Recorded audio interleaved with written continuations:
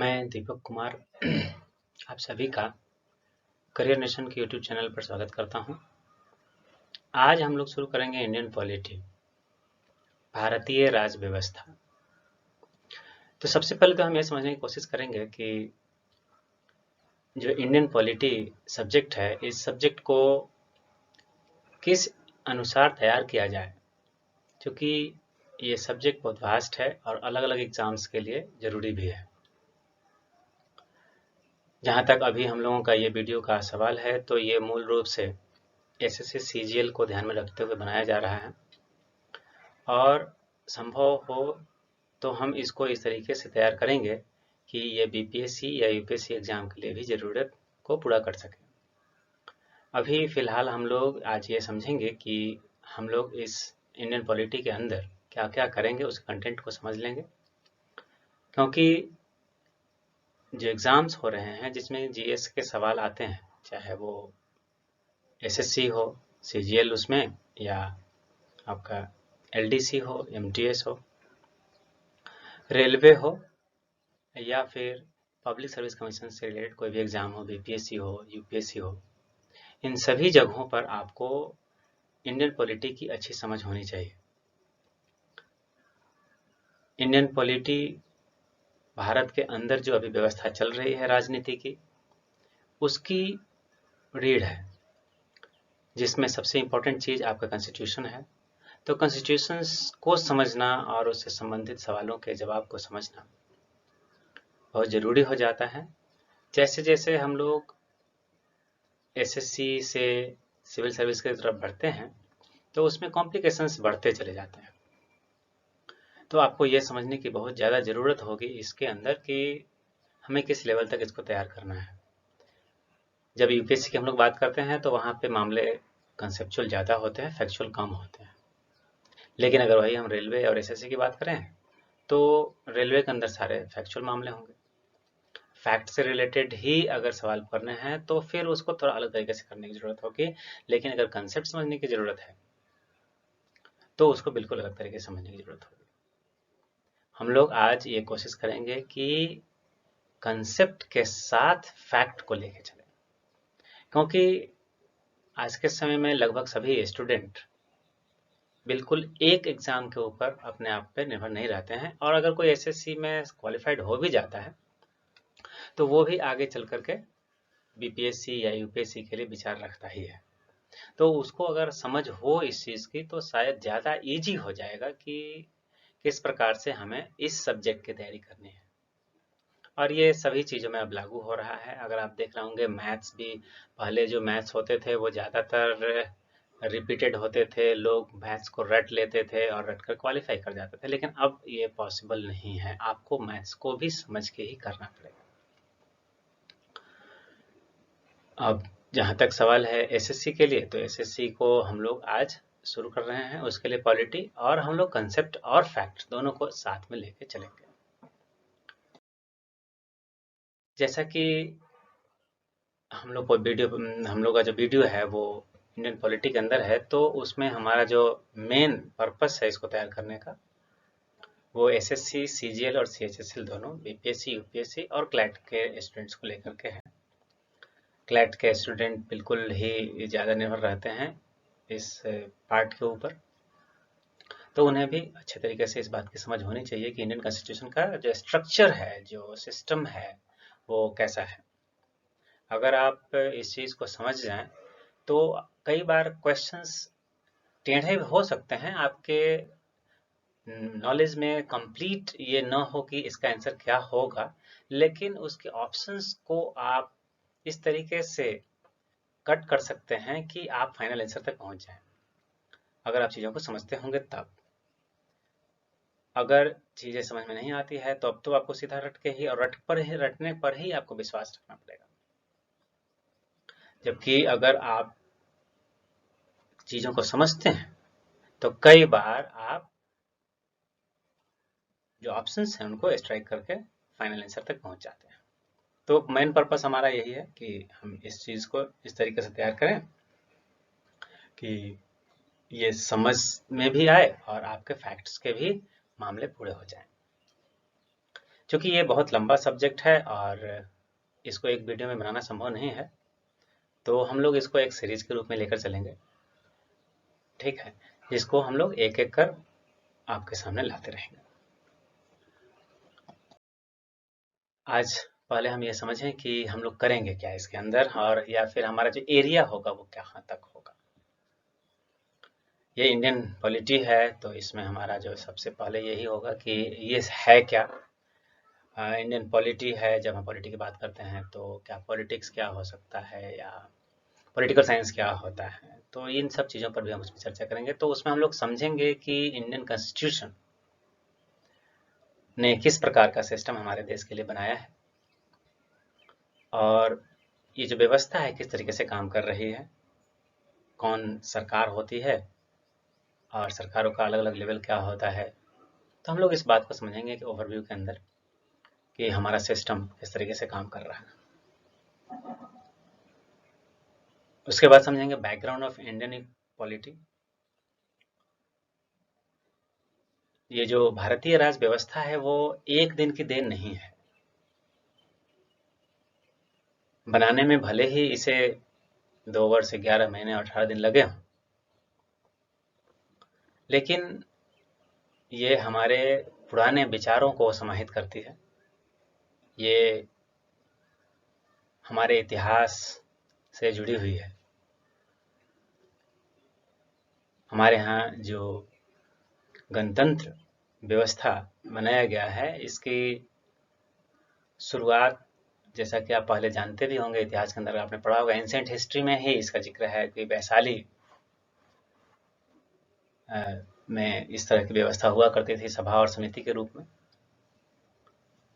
तो आज जो हमारा भारतीय संविधान है, उसमें सिर्फ आज की चीज़ें ही नहीं हैं, उसमें जितनी भी अच्छी चीज़ें हो सकती थी या हम लोगों की नॉलेज में हैं एक सरकार को चलाने के लिए, वो सारी चीज़ें लगभग डाल दी गई हैं। चाहे वो किसी दूसरे देश से डाली गई हो, अपने देश की ही बनी हुई हो, या भारतीय संविधान के विकास के क्रम में, खास करके जब अंग्रेजी राज्य हुआ करता था यहाँ पे, और उनके द्वारा जो लॉ और रूल और रेगुलेशंस लाए जाते थे, उसमें भी अगर कोई अच्छी बात थी तो वो भी हमने हमारे संविधान में शामिल किया गया है। दूसरे देशों से संविधान में कुछ हिस्से लिए गए हैं। चूँकि कुछ चीज़ों की हमें समझ होती है, लेकिन उसे ऑर्गेनाइज कैसे करना है इसका आइडिया तुरंत नहीं लग पाता है, उसके लिए लंबी विकास की आवश्यकता होती है। लेकिन कुछ जगहों पर वो विकसित रूप में था, तो उसे हमारे संविधान निर्माताओं ने सीधे तौर पर वहां से उठा लिया और उसको हमारे संविधान में समाहित कर लिया है। तो हम लोग उस सोर्सेज की भी चर्चा करेंगे कि आखिर हमारा जो संविधान बना वो कहाँ कहाँ से लिया गया है, किस किस तरीके से लिया। ये कंप्लीट फैक्चुअल मामला है, ये आपको रटना ही पड़ेगा, इसके अलावा कोई उपाय नहीं है, क्योंकि उससे जो सवाल आएंगे वो स्ट्रेट फॉरवर्ड होंगे कि कहाँ से कौन सी पार्ट्स या कौन से जो कंटेंट हैं वो लिए गए हैं। तो आपके लिए सबसे ज़रूरी होगा कि आप सोर्सेज को रट लें। उसके बाद समझेंगे कि जो इंडियन कॉन्स्टिट्यूशन की शुरुआत हुई बनने की, वो कैसे हुई और कितने समय लगे और क्या क्या हुआ उसके अंदर में, कौन से कमिटीज़ बनी, अलग अलग समितियों के अध्यक्ष होते थे और उन लोगों ने अलग अलग कार्य किया और फिर सबको एक जगह इकट्ठा करके एक संविधान के रूप में हमारे देश में इसको बना करके फाइनली लागू कर दिया गया। उसके बाद चलेंगे संविधान के अंदर। उसमें सबसे पहला जो और सबसे महत्वपूर्ण जो हिस्सा है वो आपके संविधान का, कॉन्स्टिट्यूशन का, वो है प्रियम्बल, प्रस्तावना। इस पर हम लोग चर्चा करेंगे। प्रियम्बल बहुत ही महत्वपूर्ण पार्ट है किसी भी डॉक्यूमेंट का, क्योंकि इसमें उस डॉक्यूमेंट में जो कुछ भी विचार लिखे जाएंगे उनका सारांश होता है, एक समरी होती है, जिससे कि आप ये समझ पाते हैं कि आगे जो हमारा जो कंटेंट है वो किस तरीके का हो सकता है। तो हम लोग थोड़ी प्रेमबल की चर्चा करें। इससे भी सवाल आते रहते हैं कि किस प्रकार से इसमें संशोधन हो सकता है या नहीं हो सकता है, या पार्ट है या नहीं है संविधान का, या संविधान में जो संशोधन हुए हैं उसमें क्या प्रेमबल में संशोधन हुए हैं, और अगर हुआ है तो कब हुआ है, किसके काल में हुआ है, क्या क्या उसमें परिवर्तन हुए हैं। प्रेम्बल में ही इसके संविधान के लागू होने की तारीख भी लिखी गई है, तो इन सब चीज़ों की भी चर्चा उसमें करेंगे। और इसमें कुछ वर्ड्स ऐसे हैं जिनको आपको समझने की ज़रूरत होगी, तो उसकी हम लोग एक एक कर चर्चा करेंगे। उसके बाद चर्चा करेंगे पार्ट्स की। संविधान जब बना था उस समय 22 पार्ट्स, भाग थे, जो अलग अलग संविधान संशोधनों से अब बढ़ करके 25 हो गए। तो इसको भी एक एक कर हम लोग देखेंगे कि किस प्रकार से ये पार्ट्स जो हैं किस किस चीज़ों से रिलेटेड है और उनमें से कौन से महत्वपूर्ण है। सबसे जरूरी चीज़ तो यह है कि हमारे सवाल के जवाब हमसे बनने चाहिए, तो उसके लिए हमें पार्ट्स को समझने की जरूरत होगी। उसके बाद समझेंगे शेड्यूल्स को, अनुसूची को। अनुसूची बहुत ही ज्यादा पूछा जाने वाला सवाल यहां से बनता है। किस अनुसूची में क्या मैटर है? तो शेड्यूल्स एक तरह की चीजों को एक साथ रखता है और उसमें शेड्यूल्स के अंदर जैसे सबसे अधिक सवालों में पूछा जाने वाला 8 शेड्यूल, 8 नंबर, 7 नंबर शेड्यूल, ये दो सबसे अधिक सवाल पूछे जाते हैं इससे। सूची, जिसमें राज्य सूची, संघ सूची और समवर्ती सूची, यूनियन लिस्ट, स्टेट लिस्ट और कंकरेंट लिस्ट, भाषाओं से संबंधित सूची जो 8th है, आपका 11th और 12th जो स्थानीय स्तर पर सरकार को से संबंधित है, बहुत महत्वपूर्ण हो जाता है। इसके बाद हम लोग पूरे संविधान को आगे बढ़ाते हुए शेड्यूल्स के बाद सिटीजनशिप की चर्चा करेंगे, जो कि पार्ट 1 जो है वो तो सिर्फ राज्य क्षेत्र की बात करता है। राज्य का मतलब यहाँ देश से है, तो पहले पार्ट की चर्चा ज्यादा विस्तार में करें। तीसरा पार्ट, थर्ड पार्ट आपका फंडामेंटल राइट्स है। तो फंडामेंटल राइट्स को भी हम लोग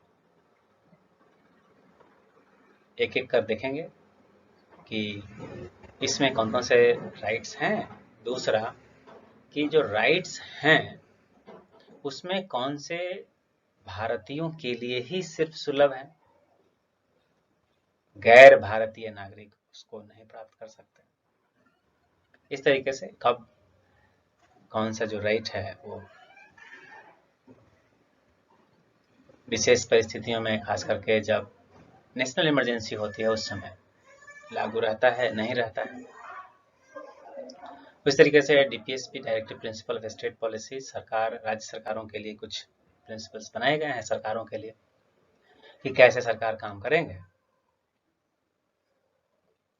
चाहे वो राज्य सरकार हो या केंद्र सरकार हो, सरकार कैसे काम करेंगे उसके लिए कुछ प्रिंसिपल्स बनाए गए हैं, उसको भी देखेंगे। फंडामेंटल ड्यूटीज बहुत इंपॉर्टेंट है, 11 ड्यूटीज अभी भारतीयों के लिए 51A के अंदर 4A पार्ट में, इसकी भी चर्चा हम लोग करेंगे।